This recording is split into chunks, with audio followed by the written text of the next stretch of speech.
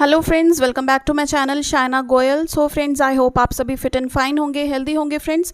So today we are going to continue our series of CDP और theories of intelligence. हम discuss कर रहे थे प्रीवियस वीडियोस में। हमने 4 थ्योरीज इंटेलिजेंस की कवर कर ली हैं और आज की वीडियो में हम 3 अनदर थ्योरीज डिस्कस करने वाले हैं, that is crystal and fluid intelligence theory, 3 dimensional theory या फिर इसको गिलफोर्ड थ्योरी ऑफ इंटेलिजेंस भी कहते हैं क्योंकि ये गिलफोर्ड ने दी है।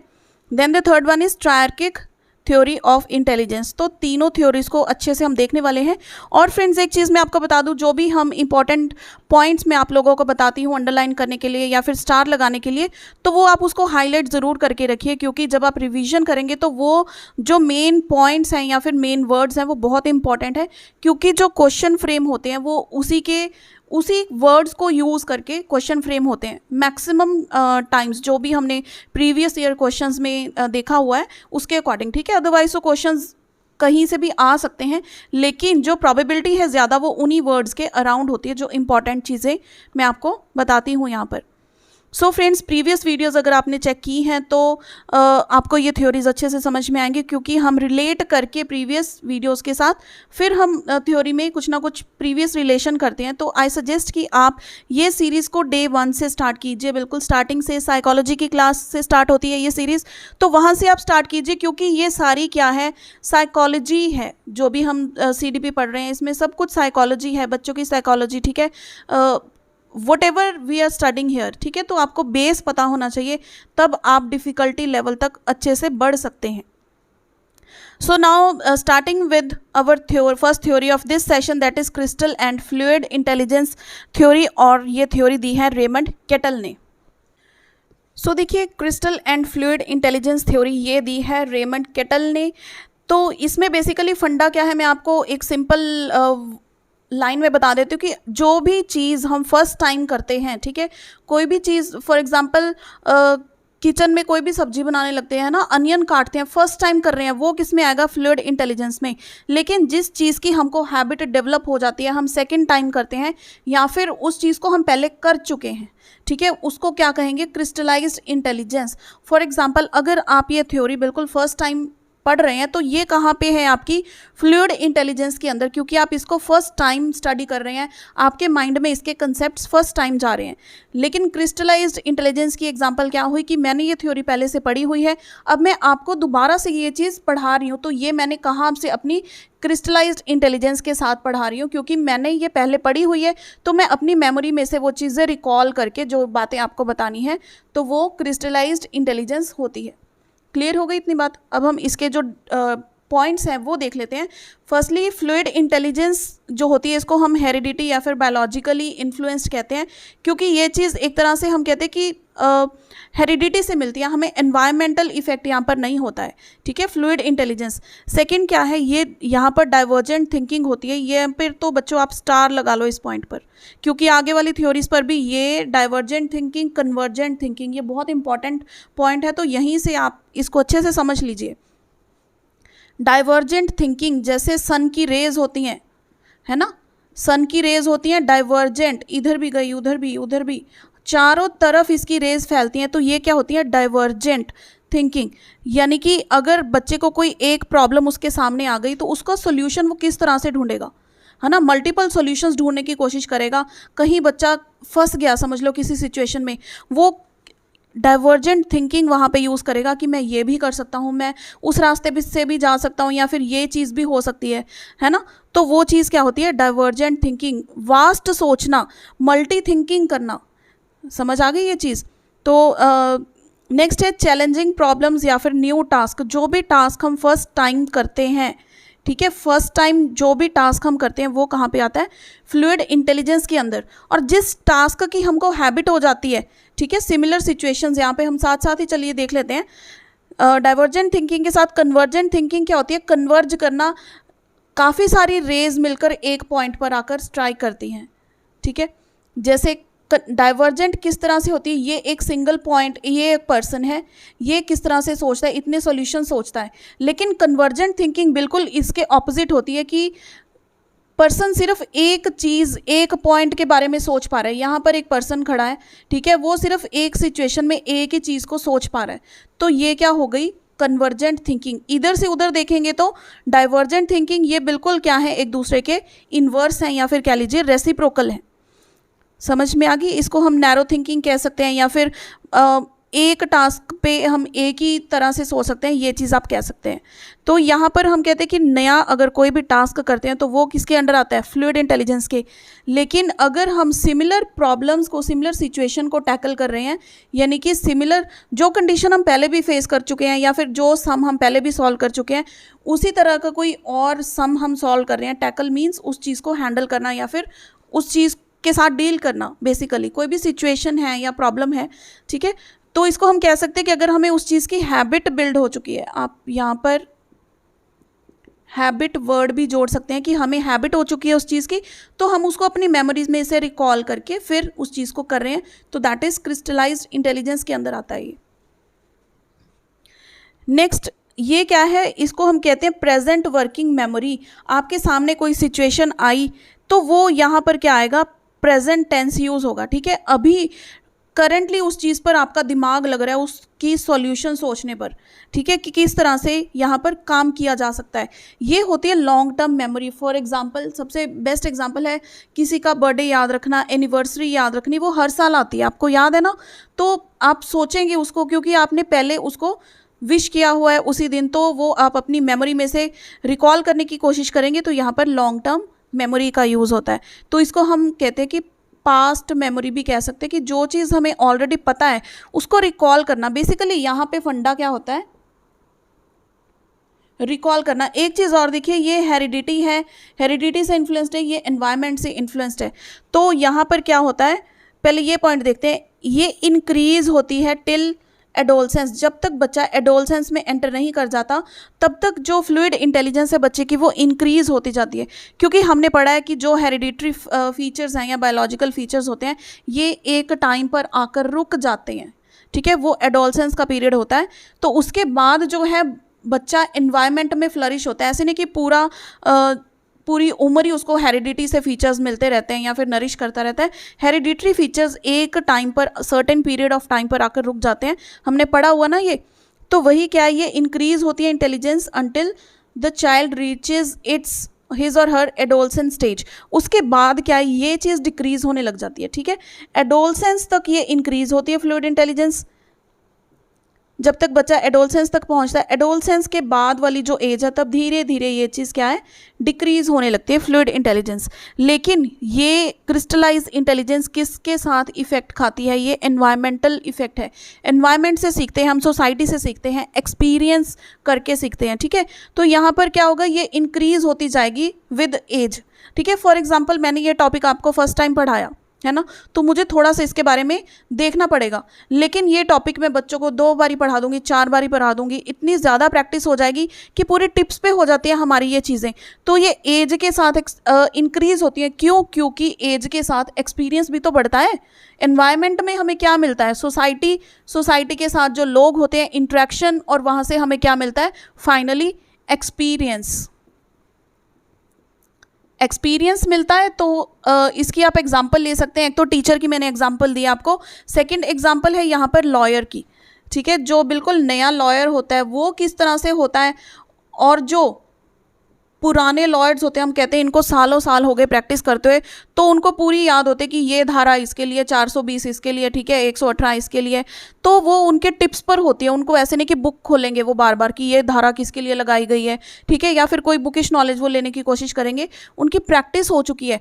तो ये एज के साथ इंक्रीज होती है क्रिस्टलाइज्ड इंटेलिजेंस। ये चीज़ समझ में आ गई? तो मुझे थम्स अप करके बताओ कि ये चीज़ आपको प्रॉपर समझ में आ गई है।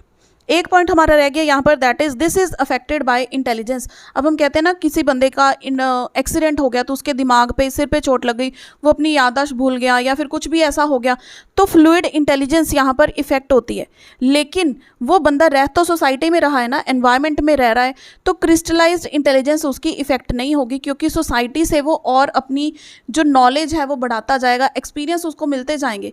लेकिन ये चीज़ क्या होगी, उसके जो हेरिडिटरी उसको कुछ फीचर्स मिले हैं या कुछ उसको पता है ऑलरेडी, वो चीज़ें ख़त्म हो जाएंगी, क्योंकि उसका न्यू टास्क जो उसने फर्स्ट टाइम वो चीज़ कर चुका है वो भूल जाएगा। ख़त्म हो गई ना ये चीज़। उसके लिए दोबारा से वो सपोज वो कार चलाने लगा है, ठीक है, लेकिन उसका एक्सीडेंट हो गया तो उसे याद ही नहीं कि मैं कार चलाना जानता हूँ या नहीं जानता हूँ। दोबारा जब चलाने लगेगा फिर उसके लिए वो चीज़ फिर से फर्स्ट टाइम होगी, क्योंकि उसकी मेमोरी डिलीट हो चुकी है एक्सीडेंट के कारण। ठीक है, तो इसलिए हम कहते हैं affected by accident.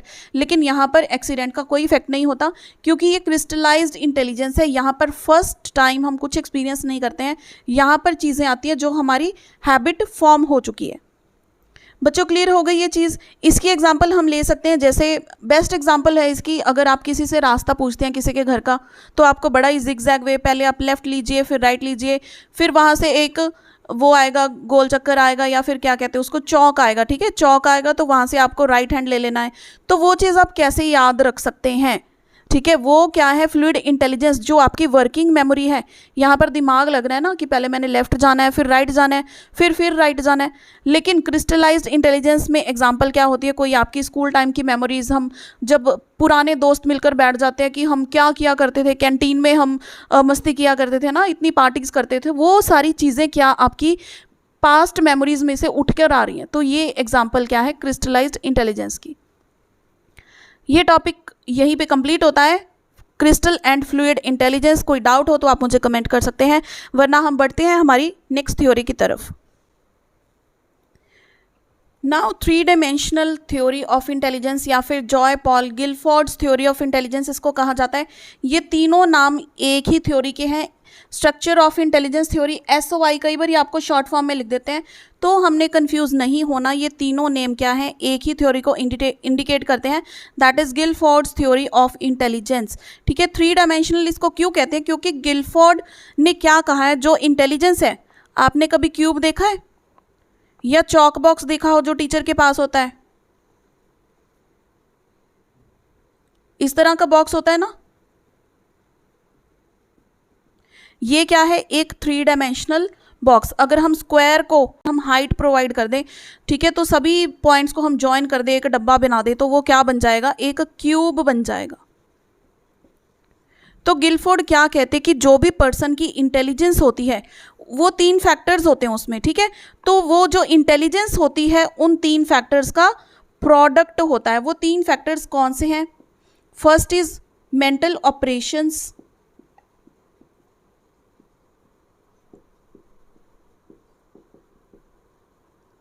Mental operations, suppose मैंने ये साइड को मान लिया मेंटल ऑपरेशंस, ठीक है, O है। देन सेकंड क्या है, mental content, mental content, suppose ये वाली जो साइड है यहाँ पे हमने मेंटल कंटेंट मान लिया। And the third one final is the mental products, mental products. अब ये क्या हो गई, इसका बेस, ठीक है, लेंथ, ब्रेड्थ, और ये क्या हो गई हमारी हाइट। तो इस चीज़ को हमने क्या मान लिया, गिलफोर्ड ने माना था प्रोडक्ट हो गया। ठीक है, लेंथ, विड्थ एंड हाइट, इन्हीं 3 डायमेंशंस को अगर हम O multiply by C multiply by P तीनों का प्रोडक्ट कर दे, तो ये क्या निकल कर आता है, इंटेलिजेंस। अब देखिए इन्होंने कितने फैक्टर्स लिए थे इस चीज़ के। अब मेंटल ऑपरेशंस में इन्होंने 6 फैक्टर्स कंसीडर किए थे। ठीक है, ये मैं आपको बताती हूँ ईयर किस में ये मॉडल आया था, वो ईयर सबसे ज़्यादा इंपॉर्टेंट है, और ये 3 नाम इंपॉर्टेंट है। ठीक है, ये फॉर्मूला इंपॉर्टेंट है। इसके अंदर जो 6 फैक्टर्स हैं, आपको चाहिए तो वो मैं उसके नेम भी आपको बता दूंगी, वो इतने यूज़फुल नहीं है। सिर्फ जो चीज़ अभी मैं बिल्कुल फर्स्ट इस पर डिस्प्ले करूँगी वो ज़्यादा इंपॉर्टेंट है। ठीक है, तो इस पर आप फोकस कीजिएगा। मेंटल ऑपरेशंस में 6 फैक्टर्स इन्होंने बताए हैं। देन मेंटल कॉन्टेंट में इन्होंने 5 फैक्टर्स बताए हैं। एंड देन मेंटल प्रोडक्ट्स में इन्होंने फिर से 6 फैक्टर्स बताए हैं। तो ये बिल्कुल लेटेस्ट चीज़ जो मैं आपको बता रही हूँ। तो O क्या हो गया यहाँ पर, 6 मल्टीप्लाई बाय 5 मल्टीप्लाई बाय 6, तो ये कितने हो गए, 180। तो 180 टोटल फैक्टर्स हो गए। ठीक है, इंक्लूडेड। अब इन्होंने देखिए सबसे पहले क्या था, इन द ईयर ऑफ 1967 में सबसे पहले ये मॉडल लेकर आए, जिसमें O multiply C multiply P, यानी कि ये फैक्टर्स कितने थे, 120। ठीक है, यहाँ पर जैसे 5 हैं, 6 हैं, तो इनमें ये इतने नहीं थे, कम थे, तो इनका प्रोडक्ट क्या बनता था, 120। फिर इन्होंने ये मॉडल रिवाइज किया फिर से उसी साल में 1967 में, तो ये फैक्टर्स 120 से बढ़कर क्या हो गए, 1 50 फैक्टर्स हो गए। क्लियर हो गई ये चीज़, ये बहुत इंपॉर्टेंट है, यहाँ से क्वेश्चन आता है और यहाँ से आता है, ये चीज़ बिल्कुल भी आपने मिस नहीं करनी, ठीक है। इसके बाद फिर ये सेकेंड टाइम फिर से रिवाइज की गई है इन द ईयर ऑफ 1988 और इसके यहाँ पर फाइनली फैक्टर्स कितने हुए 180। तो ये बिल्कुल लेटेस्ट फैक्टर्स हैं जो गिलफोर्ड के द्वारा रिवाइज किए गए हैं, इसके बाद ये चीज़ रिवाइज नहीं की गई। तो आज भी अगर हम बात करें तो ये 180 फैक्टर्स मानते हैं इंटेलिजेंस को, ठीक है। इंटेलिजेंस इन फैक्टर्स पर डिपेंड करती है और फर्दर इन फैक्टर्स की जो प्रोडक्ट है वो कितनी है 180। समझ में आ गई ये चीज़। अब देखिए मेंटल ऑपरेशंस में क्या होता है कि जो भी एक्टिविटीज़ आप करते हैं मेंटल ऑपरेशंस में, ठीक है, तो वो आप कहाँ पे करते हैं हमें पता है। मेंटल ऑपरेशंस जो होते हैं हमारे सभी माइंड में होंगे, कोई भी हमने कैलकुलेशन करनी है, हम कॉग्निशन यूज़ होती है, ठीक है। इसमें जो 6 चीज़ें हैं, 6 फैक्टर्स है वो मैं आपको बता देती हूँ। First is cognition, memory, evaluation, convergent thinking, divergent thinking, ठीक है, ये चीज़ें हैं। उसके बाद जो कंटेंट है यानी कि किस कंटेंट्स के साथ आप स्टडी कर रहे हो या फिर कोई भी जो आप एजुकेशन ले रहे हो या फिर इंफॉर्मेशन आप एब्जॉर्ब कर रहे हो वो किसके थ्रू कर रहे हो। हमारे पास होती है विजुअल के थ्रू, ऑडिटरी, सिंबॉलिक इन्फॉर्मेशन है, ठीक है, सिमेंटिक इन्फॉर्मेशन है या फिर बिहेवियरल। बिहेवियरल में क्या होता है कि आप मूवीज़ में कोई देखते हैं किसी बच्चे को या फिर कोई एक्टर कुछ कर रहा होता है उसके बिहेवियर को देखकर सीखते हैं, उसको बिहेवियरल कहते हैं, ठीक है। तो देन प्रोडक्ट की अगर हम बात करें मेंटल प्रोडक्ट्स में फर्दर 6 फैक्टर्स हैं। प्रोडक्ट क्या होता है कि जो चीज़ें आपने सीखी उसका रिजल्ट क्या है आपकी लर्निंग का, जो आपने चीज़ें लर्न की है विद योर ऑपरेशंस, आपने सोचा और कहाँ से क्या कंटेंट आपने यूज़ किया, ठीक है। विजुअल कंटेंट से सीखा, कोई ऑडिटरी आपने टेप सुनी है, कोई सॉन्ग सुने हैं या फिर कोई सिंबल देखे हैं आपने, ठीक है, तो वो चीज़ क्या होगी कंटेंट। फाइनली क्या है प्रोडक्ट, क्या रिजल्ट निकल कर आया आपकी लर्निंग का, ठीक है। वो यूनिट्स में हो सकता है, क्लस्टर यानी कि क्लासेस में हो सकता है, रिलेशन आप फॉर्म कर सकते हैं, ठीक है, system, then is transformation and the final is implications, ठीक है। ट्रांसफॉर्मेशन यानी कि आप how you can alter your existing knowledge, ठीक है, कोई आपको न्यू चीज़ पता लगती है हम उसको ऑल्टर कर लेते हैं। एकोमोडेशन किया था कि भूल गए, किया था ना हमने, याद है उसको एकोमोडेशन, तो वो क्या ऑल्टर करना अपनी नॉलेज को। समझ आ गई ये चीज़। अब यहाँ पर 2 फैक्टर्स और बहुत इंपॉर्टेंट है as I discussed in the earlier video, convergent thinking and divergent thinking. तो वो पहले हम देख लेते हैं यहाँ पर। सो देखिए डाइवर्जेंट में हमने क्या कहा था, यहाँ पर एक पर्सन है, ठीक है। डाइवर्जेंट मतलब वो इतनी सिचुएशंस के बारे में सोच सकता है एक टाइम पर एक चीज़ को हैंडल करने के लिए। तो ये क्या हुआ, बच्चे की क्या हुई क्रिएटिविटी। हम कहते हैं जिनकी डाइवर्जेंट थिंकिंग है वो क्या हुए क्रिएटिव स्टूडेंट्स। तो इसमें आपने ये पॉइंट याद रखना है कि ये हुई क्रिएटिविटी यानी कि उनकी इमेजिनेशन पावर इतनी स्ट्रांग है कि एक चीज़ को वो कितने ढंग से कितने नज़रिए से देख सकते हैं, परसीव कर सकते हैं, ठीक है। तो यहाँ पर आ जाएगा आपका इमेजिनेशन। उनकी इमेजिनेशन पावर जो है स्ट्रांग है, इसलिए वो क्रिएटिवली काम कर पा रहे हैं किसी चीज़ के लिए। फॉर एग्जांपल कोई भी आपको इमेज दे दी कलर करने के लिए, मुझे तो यही बनानी आती है बोर्ड पर, ठीक है, ऐसा कुछ भी बना लीजिए सपोज। तो इस चीज़ को किस तरह से कलर कर सकते हैं, कोई तो इसको बीज कलर कर देगा यहाँ पर, ठीक है, यहाँ पर कुछ और कलर कर देगा। तो वो क्या कर सकते हैं टेक्सचर कलर कर सकते हैं। एक ही चीज़ को किस तरह से क्रिएटिवली उस चीज़ को करना, ठीक है। देन कन्वर्जेंट थिंकिंग क्या होती है, हमने कहा था कि सिर्फ एक ही पॉइंट पर वो पर्सन सोच सकता है, ठीक है, उसकी एक ही पॉइंट पर आकर वो स्टक हो जाता है, यानी कि उसी पे फोकस करता है कि ये चीज़ को उसी की गहराई में चला जाता है जो एक सॉल्यूशन होता है। तो इसको हम बोलते हैं इंटेलिजेंट स्टूडेंट्स। अब इंटेलिजेंट ये भी होते हैं लेकिन ये क्रिएटिव इनके लिए स्पेसिफिकली वर्ड यूज़ होता है।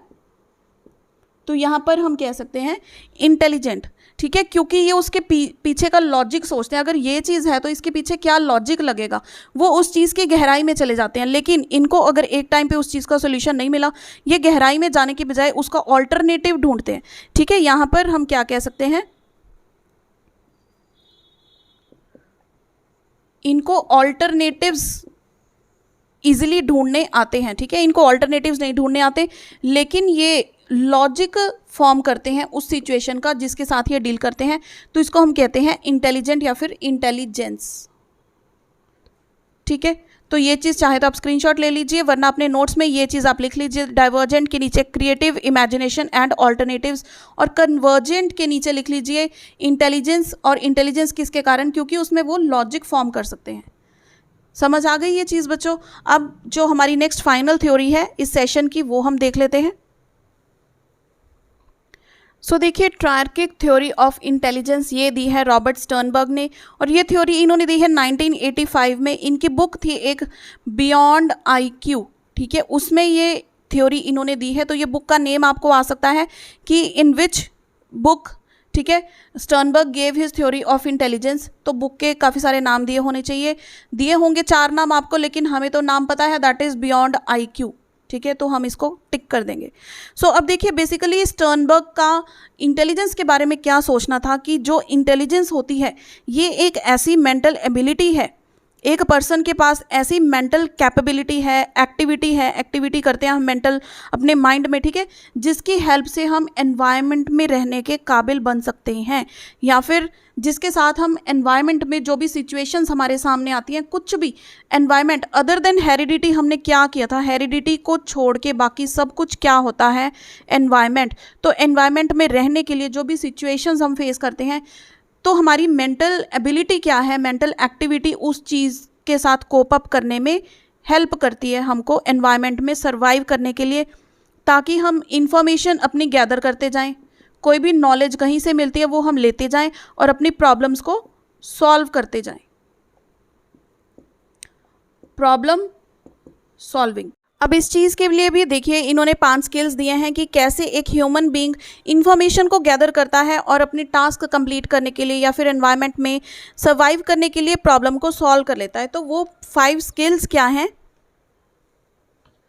सो 5 स्किल्स हैं encoding, inferring, mapping, application and response. तो एनकोडिंग क्या है? बेसिकली आइडेंटिफाई करना इन्फॉर्मेशन को, किसी भी टास्क को कंप्लीट करने के लिए हमें जो इन्फॉर्मेशन चाहिए, ठीक है, हमें कुछ तो बेसिक नॉलेज चाहिए उस चीज़ को, ताकि हम उस चीज़ को कंप्लीट कर पाएँ। तो सबसे पहले उसको आइडेंटिफाई करना कि भाई ये इन्फॉर्मेशन है जहाँ से हमने अपनी एक्चुअल प्रॉपर जो एक्यूरेट इन्फॉर्मेशन है वो निकालनी है, ठीक है। फॉर एग्जाम्पल हम CID देखते हैं ना, तो वो डाटाबेस में चले जाते हैं, उनको पता है कि हमारी फाइल यहीं कहीं पड़ी है, तो वो पहले क्या करते हैं, आइडेंटिफाई करते हैं अपनी इन्फॉर्मेशन को कि हमने ये फाइल ढूंढनी है, तो ये ढूंढिए किस ब्लॉक में पड़ी होगी, ठीक है, इन्फॉर्मेशन। फिर यहाँ पर क्या हो गया, आइडेंटिफाई इन्फॉर्मेशन। इन्फरिंग हो गया कि जो इन्फॉर्मेशन अब आपने गैदर की है, ठीक है, पहले तो आपने आइडेंटिफाई की कि हमने क्या इन्फॉर्मेशन लेनी है, इस चीज़ के लिए हमें क्या डाटा यूज़ करना है ताकि हम अपनी प्रॉब्लम को सॉल्व कर सकें या फिर अपना टास्क कंप्लीट कर सकें। अब आपने इन्फॉर्मेशन गैदर कर ली सारी, अब इन्फॉर्मेशन क्या आपके पास आएगी, हेल्पफुल भी आएगी और कुछ एक्स्ट्रा इन्फॉर्मेशन भी आएगी। तो इसको हम कर लेते हैं फिल्टर। जो इम्पॉर्टेंट इन्फॉर्मेशन है वो हम अपने पास रख लेंगे। इट मीन्स इन्फरिंग कि ये चीज़ इन्फर हो रही है इससे कि हमें ये इन्फॉर्मेशन चाहिए थी, ठीक है, हमने उसको अपने पास सेव कर लिया। फिल्टर होके जो इम्पॉर्टेंट चीज़ थी वो हमने अपने पास सेव कर ली। फिर होती है उसकी मैपिंग। जो इम्पॉर्टेंट इन्फॉर्मेशन थी उसको हम सभी को रिलेट करके देखते हैं। रिलेट करना या फिर कंपेयर करना एक दूसरे के साथ कि क्या ये चीज़ उसके साथ मैच होती है, ठीक है। अगर गाड़ी यहाँ पर इस टाइम से गुजरी है तो नेक्स्ट जो नाका आएगा उस पर इतना टाइम लगता है तो वहाँ से गुजरनी चाहिए। वो क्या करते हैं, कंपेयर करते हैं, ठीक है। CID की एग्जांपल आप यहाँ पर लेकर चलेंगे ना तो बहुत इजीली आपको समझ में आएगा। देन एप्लीकेशन, उस चीज़ को यूज़ करना इन्फॉर्मेशन को, ठीक है। उन्होंने कोई केस सॉल्व करना है तो उसमें वो इन्फॉर्मेशन उनकी कंपेयर हो गई तो उस चीज़ को वो यूज़ कर रहे हैं केस में आगे बढ़ने के लिए। देन रिस्पॉन्स क्या हुआ, उनका जो भी रिस्पॉन्ड होगा कि ये चीज़ पर वो उनको पता लगा है, ठीक है, यूज़ करके कि ये चीज़ फाइनल हमने कंक्लूजन निकाला है, वो हो गया इनका रिस्पॉन्स, ठीक है। ये 5 स्किल्स हो गए। ये वैसे आपको सिर्फ इनके नाम एक बार बस मैंने आपको ये चीज़ समझा दी, आप अपने माइंड में ये चीज़ रखिएगा कि ये कैसे होती है, encoding, inferring, mapping, application and response. ये इतनी इंपॉर्टेंट नहीं है, लेकिन हम कोई भी इंफॉर्मेशन स्किप नहीं कर सकते हैं क्योंकि क्वेश्चन कहीं से भी उठकर आ सकता है। लेकिन इसको ट्रायर्किक थ्योरी क्यों कहते हैं, कि क्योंकि स्टर्नबर्ग ने इसमें 3 फर्दर, इनको या तो आप सब थ्योरीज कह लीजिए या फिर 3 फैक्टर्स दिए हैं। सो देखिए, स्टर्नबर्ग ने ट्रायर्किक थ्योरी में 3 एस्पेक्ट्स दिए थे कह सकते हैं, या फिर 3 सब थ्योरीज दी थी, ठीक है। तो इसको एस्पेक्ट भी कहते हैं तीनों को, और सब थ्योरीज भी कहते हैं, ये पॉइंट याद रखने वाला है, ठीक है। सब थ्योरी भी कहते हैं इनको। फर्स्ट इज प्रैक्टिकल और कंटेक्चुअल, ठीक है। सेकेंड इज क्रिएटिव और experiential, and third is analytical और कॉम्पोनेंशियल थ्योरी या फिर एस्पेक्ट ऑफ इंटेलिजेंस, ठीक है। तो प्रैक्टिकल और कॉन्टेक्चुअल को देखिए, इसको स्ट्रीट स्मार्ट भी कहते हैं। ये बहुत इंपॉर्टेंट है, ये वर्ड आपने याद रखना है। स्ट्रीट स्मार्ट किसके साथ रिलेटेड है? प्रैक्टिकल या फिर कॉन्टेक्चुअल के साथ, ठीक है। या जो जिनके पास इस तरह की इंटेलिजेंस होती है वो लोग एक तरह से कहते हैं कि एनवायरनमेंट में एडजस्ट करना जानते हैं, एनवायरनमेंट में खुद को अडेप्ट करना जानते हैं। This is based on practice, यहाँ की किसी थ्योरी पर, किसी आइडियाज़ पर ये बेस्ड नहीं होते। इसके साथ they have the ability to function in daily situations, daily routine में जो भी सिचुएशन होती है बाय हुक और क्रुक कैसे भी करके ये उस सिचुएशन को हैंडल कर लेते हैं, ठीक है। कोई ना कोई सोल्यूशन ये ढूंढ ही लेते हैं। इनके पास हर टाइम कोई हम कहते हैं बिल्कुल सिंपल सॉल्यूशन हो सकता है, कॉम्प्लिकेटेड सॉल्यूशन हो सकता है, लेकिन इनका काम कभी भी रुकता नहीं है। जो बिलीव करते हैं प्रैक्टिकल चीज़ में कि इसको हमने सॉल्व करना ही करना है, तो किसी भी तरह से करना है, ठीक है। समझ में आ गई ये चीज़?